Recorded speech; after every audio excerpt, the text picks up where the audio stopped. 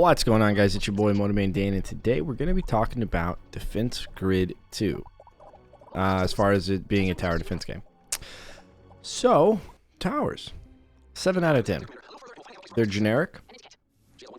They don't have any in-map, in-game targeting. The targeting seems to happen outside of that with some upgrades and stuff, or some like modifiers that you can equip to your towers.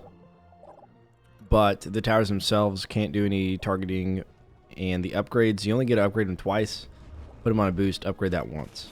So it's pretty limited in that, although it is a grid-based tower defense, so you do have free placement, essentially, on the grid to place things and to maze things in and out. But the towers themselves, they could have done quite a bit more to make the towers more unique, I think. So 7 out of 10 for those.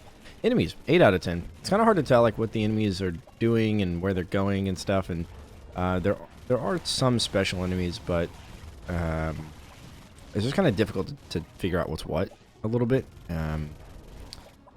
You do get a bit of a wave information thing at the top, but whenever you move the mouse around, you can't like hover over anything, can't click the enemies, can't read anything about them. So yeah, I mean, there's a good roster of enemies, it seems, but there doesn't seem to be a way to like figure out much about them. So anyways, enemies, 8 out of 10. Progression, 10 out of 10. Linear progression, story mode, blah blah blah. That's how it should be on tower defense. Special enemies, 8 out of 10. They're, at least from what I remember, there's really not a ton of special enemies, but we had, you got runners, you got, I believe there's a tower disabler that happened whenever I killed it, but again, it's hard to tell. But I think there's an enemy that whenever you kill it, it disables nearby towers.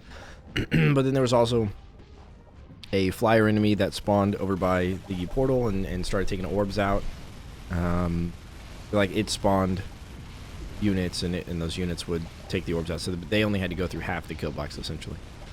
So special enemies, 8 out of 10. Resources, 5 out of 10. You get stuff from killing enemies, and at the end of wave, and it seems to be on a bit of a timer as well. So every like second or 2 seconds or whatever, you get income. Which passive income is cool.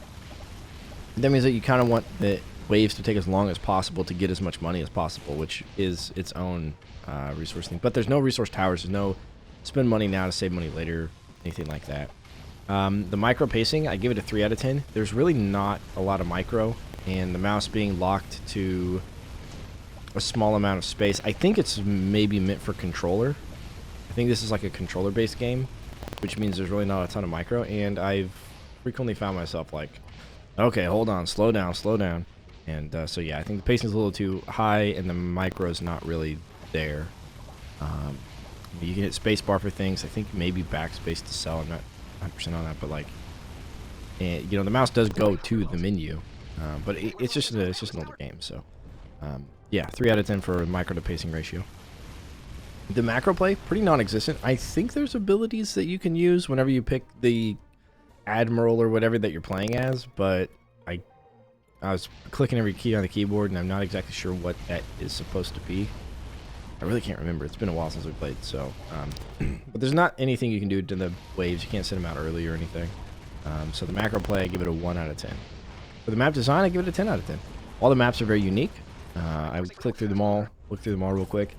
The 20 maps that they have is pretty unique. And the strategies that you use are probably going to be different as well, given the map design. Strategy to combat ratio. The strategy is there, 10 out of 10. There's towers good against certain things. There's lots of mazing that goes around. There's optimal placements probably for things. So yeah, strategy 10 out of 10. No combat. Replayability, I'd give it a 10 out of 10.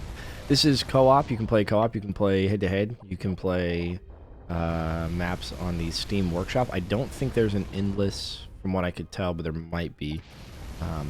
But just having a Steam Workshop for custom maps is huge in the replayability book, as well as being able to do this co-op and head-to-head as well, PvP sort of stuff. I think is what I was looking at. So yeah, replayability 10 out of 10. And the price, 4 out of 10. I don't think that $14.99 is where this should be. I think it should be more of like a $12.99 game. So maybe maybe a $12, $13 game, not a $50 game. And so with all the content, you only get 20 levels, and yeah, it's. I think that's a little steep for $15 for a tower defense game. With the limited tower options and upgrades as well. Yeah, you're really buying it for the replayability aspect of custom stuff. But just to pick it up and play through it, you can probably play through it in a day and get everything there is to get out of it. Maybe less than that. So I think $15 is not a good price. I'd like to see it for like 12. 12 I think would be the right price. Which takes us to our total. Our total for Defense Grid 2 is 76 out of 100. Putting Defense Grid in the A tier. Or Defense Grid 2 in the A tier. Thanks for watching. And don't forget to leave a like, comment, and subscribe. And I will catch you on the flip side. Deuces.